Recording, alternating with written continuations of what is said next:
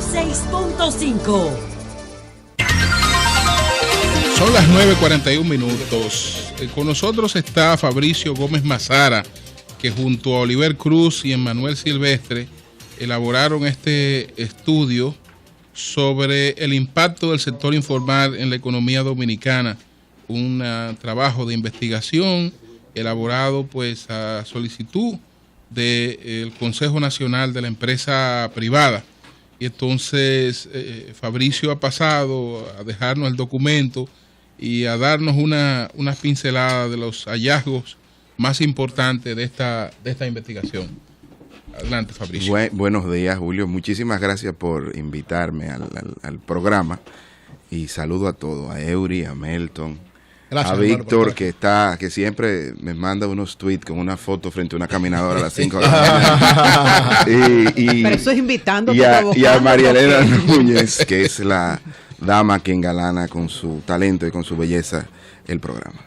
Bueno, Fabricio, los hallazgos de este estudio son similares a situaciones ya más o menos conocidas sobre el crecimiento desproporcionado del empleo informal frente al empleo formal, pero nos gustaría que nos hicieran un resumen para todos los que nos escuchan. Mira, el estudio comenzó por una solicitud que se hizo del CONEP al Instituto Tecnológico de Santo Domingo, donde yo soy profesor investigador.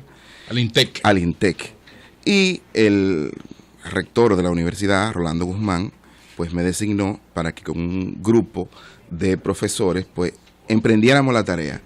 De verdad que para mí resultó agradable, pero también era un desafío porque Rolando Guzmán es uno de los economistas más reputados, además de ser rector de INTEC, y que es uno de los especialistas en la región en materia de mercado laboral.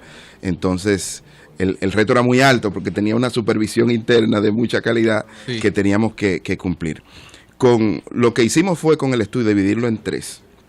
Quien iba al campo a levantar la encuesta no participaba directamente en la encuesta, sino acompañaba el proceso de los datos y todo el tema estadístico y econométrico, que esa parte me tocó a mí, y una tercera parte que tenía que ver con los grupos focales, lo hizo el profesor Emmanuel Silvestre, que entrevistó a líderes empresariales. El criterio aquí era que una parte no contaminara a la otra, porque usualmente cuando uno levanta encuestas, ya uno está con el resultado un poco contaminado con lo que ve, porque esto es la lógica, ¿no? El sentido, los seres humanos somos así, es muy difícil no poner tu sello cuando hace la investigación. Entonces, eso fueron las medidas de control. La encuesta se hizo en la última semana de septiembre del año pasado y fueron 406 unidades productivas que fueron encuestadas en Santo Domingo, el Distrito Nacional y Santiago. 406 unidades productivas. Exacto, 406 unidades productivas. ¿Todas medianas, pequeñas y microempresas? No, aquí el criterio, usamos dos criterios alternativos para, categorizar. Habían dos criterios. El primer criterio era el tamaño de la unidad productiva, que es un criterio utilizado por la Organización Internacional del Trabajo, la OIT, bajo el criterio que a medida en que la estructura es más pequeña, sus trabajadores tienen condiciones laborales más precarias. Y el segundo elemento era si cotizaban o no en la seguridad social. Esas eran las preguntas control que después se complementaban para determinar si procedía o no procedía. Allí encontramos que el 93% de las unidades productivas eran de 5 trabajadores o menos, eran microempresas. ¿El 93%? Sí, eran microempresas. Wow. Había otras que tenían entre 10 y 16 trabajadores, que ya eran pequeñas empresas, y solamente medianas empresas fue un 1% y tanto, un 1.32%.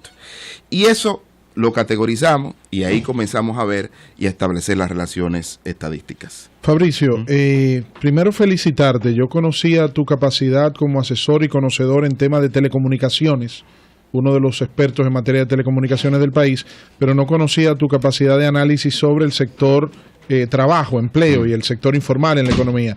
Viendo este estudio muy interesante, algunos datos que saltan a la luz así rápidamente. Primero, el periodo entre 1992 y 2012, estamos hablando de 20 años, el incremento de que por cada empleo en el sector formal, se generaron 2 en el sector informal.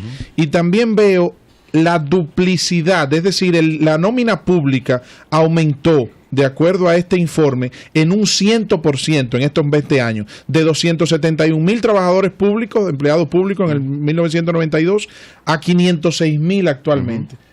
¿A qué atribuyes tú dentro del estudio este incremento, primero en la nómina pública, el doble, un 100%, y que se creen 2 empleos en el sector informal por cada uno creado en el sector formal? Mira, ese resultado fue una investigación previa que nosotros incorporamos. Cuando se calcula la informalidad, que la hace la Encuesta Nacional de Fuerza de Trabajo del Banco Central, se estima o se incluye a los servidores públicos. Lo que se hizo ahí fue extraer a los servidores públicos, porque era una proxy de ver cómo nuestro modelo de desarrollo económico y social tenía capacidad de generar empleos formales en el sector privado.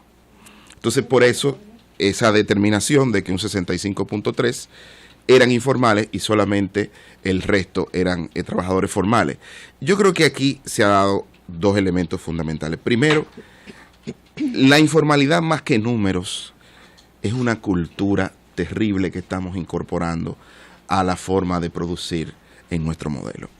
Es decir, no solo esas empresas informales que nosotros fuimos y que hicimos la entrevista a los propietarios de esas empresas informales, sino que hay una cultura que está premiando eso de hacer las cosas fuera de la regulación. Tú me hablabas del sector de telecomunicaciones. Las empresas de telecomunicaciones, uno de los grandes problemas que tenían por el tema del outsourcing, que subcontrataban servicios, era que si alguien iba, Víctor, a tu casa a arreglarte un tema de telecomunicaciones, ese mismo muchacho te decía, Víctor, pero eso te va a costar tanto, yo te lo hago por la izquierda, por tanto. Exacto. Entonces, yo quiero dimensionar un poco eso, porque hay elementos más allá de la economía, sociológicos, que están explicando un tema que de verdad, que en el corto plazo la gente puede entender que genera beneficios, pero en el mediano y largo plazo lo único que genera es mayor pobreza y exclusión social. Durante mucho tiempo, muchos economistas del desarrollo hemos establecido, mira, tenemos un problema porque tenemos una economía que crece, pero que no genera empleos de calidad. Entonces, un poco esa era como la incógnita de ir a ver esas unidades productivas y ver, bajo el supuesto de que todo el mundo, el empresario lo que quiere es maximizar el beneficio económico, ¿qué es lo que produce que estas unidades vayan o se coloquen y se manejen en el tema de la informalidad? Uno de los hallazgos fundamentales era el perfil del empresario. Nos dimos cuenta que el 46.32% de los propietarios de esas unidades productivas tenían nivel educativo universitario o postuniversitario. Un 32 punto y tanto tenía de secundaria y el resto era nivel primario. Es decir, los propietarios de la MIPYME estaban muy por encima de la escolaridad promedio del país. 46,5 universitarios. Exacto. Entonces, eso estaba diciendo que esas personas estaban ahí. Y cuando comenzamos a cruzar por educación y por tamaño, nos dio un elemento importante. Señores, la educación sirve hasta para remedio. Los propietarios de las MIPYMES que tenían mayor nivel educativo pagaban mejores salarios, tenían mayor probabilidad de asegurar a sus trabajadores, pagaban impuestos y utilizaban el número de comprobante fiscal. Y tenían una mayor probabilidad de ser suplidores del Estado. Entonces, obviamente ya eso era un gran hallazgo. Es decir, mientras mayor nivel de instrucción tuviera el propietario de la empresa, había un mayor movimiento. Sabía más la consecuencia de estar en la informalidad. Exacto. En la medida en que tiene más nivel de conciencia. Exacto. Entonces, obviamente, ahí había una gran oportunidad, porque yo creo que si son personas que tienen ese nivel de instrucción o de educación, hay una oportunidad importante para que puedan irse formalizando. Mientras se crean las condiciones para incrementar el empleo formal, ¿qué hacer con estos microempresarios? Porque mientras tanto, ni ellos pagan impuestos, o sea, el Estado se perjudica, ni cotizan, o sea, los empleados también tienen bajos salarios, no están asegurados, pero ¿qué hacer? ¿No puede haber un proceso gradual para ir formalizándolos sin poner en riesgo su sobrevivencia, porque podrían desaparecer? Mira, una de las cosas que nosotros hacemos en economía es decir, bueno, cualquier conducta económica tiene costos y tiene beneficios. Obviamente, estar en la informalidad tiene dentro de los beneficios o dentro de las ventajas que no pagan impuestos, que no pagan cesantías, que no tienen que utilizar permisos para un tema de ampliación o de cumplir con la regulación, pero también tienen otros costos, y es que no se relacionan con empresas más grandes porque no se consideran suplidores confiables, no tienen acceso a crédito como tienen otras instituciones, y obviamente esos son costos sumamente altos para las empresas en caso de que tengan... Quizás superan lo que se ahorran por otra vía. Exacto, y en caso de que tengan problemas legales, usualmente van en desventaja porque no tienen una representación legal, digamos, que le permita competir en igualdad de condiciones. Como el conductor que anda sin licencia. Exactamente. Entonces, partiendo de ello, nosotros vimos unos hallazgos importantes. Por ejemplo, una de las políticas plausibles de la actual administración del presidente Danilo Medina ha sido mejorar el clima de negocio de las MIPYMES a través de permitirle que puedan ser suplidores del Estado. Correcto. Entonces, hicimos esa Y pregunta. poniendo una cuota incluso. Exacto. ¿Es usted suplidor del Estado? Y solamente el 7% dijo que era suplidor del Estado. El 7%. 7%. Ahora, le preguntamos con una, así, tú sabes que uno hace preguntas control, Cruzada, sí. cruzada, para ver qué motivaba esa conducta. Le dijimos, en caso de no serlo, ¿le gustaría convertirse en suplidor del Estado? Y el 48.6 dijo, Sí. no nos interesa No. ser ¿Quién? suplidores del Estado. Entonces, Porque no pagan. fuimos más allá en las preguntas. Lo obliga a Porque, formalizarse. ajá, Exactamente, muy bien, exactamente lo que acaba de decir Claro, Víctor. tiene que estar ¿Por formalizado. qué? Porque para ser suplidor del Estado tiene que tener RNC, RNC, Paga paga y impuestos. tiene que tener una certificación de que está al día en el pago de impuestos. Sí. Entonces, ellos le fíjense, temen el ser contribuyente. exacto. Entonces, fíjense cómo a veces una política loable, y digo yo plausible, como la que ha hecho esta administración para mejorar el clima de negocios de las MIPYMES, es una condición necesaria, más no suficiente. Porque hay relaciones microeconómicas que tienen estos empresarios, que hay que entrar un poco más allá para ver qué lo motiva y cómo se puede mover. Un tema también interesante fue cuando le preguntamos, cuando usted vende, ¿prefiere facturar sin ITEVIS? Y imagínense, para uno capturar esa respuesta, porque hay temas difíciles de preguntar, sobre todo esos que están ligados al pago de impuestos, a la responsabilidad tributaria, y una parte importante de ellos, como casi un 43%, nos dijo, preferimos facturar sin ITEVIS. Pero fíjate que hasta cierto punto eso habla de desconocimiento, porque el que vende con ITEVIS lo que tiene es Lo un de crédito pues, claro. ante la autoridad tributaria. Claro. Y cada vez que vende con ITEVIS y tiene su número de comprobante fiscal, que así le sirve, como su nombre lo indica, de cómo comprobar que tiene o puede ser beneficiario de ese crédito impositivo, pues va y cuadra y hace una suma, ¿verdad? Lo que debo más lo que desconté, pues en el neto, eso es lo que voy a pagar todos los meses. Entonces, esos son una serie de elementos. Pero el dato no está completo, porque para el cliente el costo del producto, del servicio, aumenta con ITEVIS. Exactamente. Entonces, si se lo ofrecen sin ITEVIS, aunque sea irregular, no es que yo lo esté promoviendo, pueden atraer más clientes. Sí, uno de los temas ahí, y que creo que el director general de Impuestos Internos hace unos meses habló del tema, era ver cómo a los suplidores del Estado, sobre todo a las MIPYMES, iba a comenzar a las MIPYMES, a tratar de cobrar impuestos por el método de lo percibido y no de lo devengado, para permitir que no se afectara su capital de trabajo. Estas empresas son lo suficientemente pequeñas Se como intentó para hacer una vez y lo echan para atrás. Exacto, y creo que una de las recomendaciones del estudio es un poco que vayan y que entren, porque es importante, señores, es importantísimo que la gente pague impuestos. Yo soy un economista del desarrollo y muchas veces, o sea, yo creo que todos tenemos que pagar impuestos porque ese es el contrato social. Hay un cuadro, perdóname aquí, comparativo muy interesante a propósito de eso que Milton, está quería diciendo preguntarle algo. en el informe. Sí, mira esto. Dice,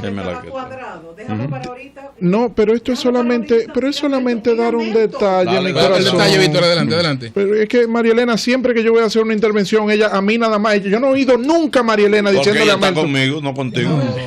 Mira, Dice Fabricio aquí, ventajas y desventajas de la informalidad. Ventajas, no tienen que pagar impuestos, toman decisiones sin restricciones gubernamentales, no tienen que pagar sobornos, no tienen que pagar cesantías, hacen reducción de gastos en salarios y tienen capacidad de operar o expandirse sin necesidad de permisos. Desventajas, dificultad para relacionarse con empresas grandes, dificultad para defenderse legalmente si enfrentan algún problema, dificultad para hacer negocios con el gobierno y dificultad para acceder a crédito bancario. Ya no es solo dificultad con el gobierno, ya es imposibilidad. Sí, no se puede hacer negocio con el sí. gobierno si tú no estás legalizado. Melton, ¿cuál es la inquietud? Sí, la inquietud mía, Fabricio, es, yo estuve escuchando los directivos del CONEP alabando este estudio. Ellos fue que lo mandaron. Sí, claro, ellos fue un ellos lo estudio de avalan, ellos. Exacto. Ellos lo Ya avalan. sé por dónde viene, entonces. No, porque no sabe por dónde viene. No, porque la íntima sospecha sé por dónde viene. porque si ellos lo quisieran distorsionar, ellos lo hubiesen, Claro, lo hubiesen ellos mandaron a hecho hacer para ellos. una realidad. Ellos mandaron No, al lo que INTE yo a quiero, lo que hacer. yo No, quiero. pregunta que hay aquí que sea mentira. Sí, Lo que yo quiero ¿Qué tú quieres decir? preguntarle, Sí. ¿Qué tú pero- insinúas? sí. ¿Qué tú insinúas? Dale, Milton, dale. Déjeme preguntar. Sí. Adelante. La dejamos sin No, preguntar. no, Dale bueno, la pregunta, querido. dale la pregunta. Lo que yo quiero Fabricio saber, tiene para responder. si personalmente tú estás de acuerdo con la modificación que se le quiere hacer al código laboral, en perjuicio de los trabajadores que realmente le quieren quitar la cesantía y aumentar el horario de trabajo. Y además lo que han dicho los expertos en economía y los expertos en asuntos laborales, que aquí hay un pasivo laboral que quiebra todas las empresas del país.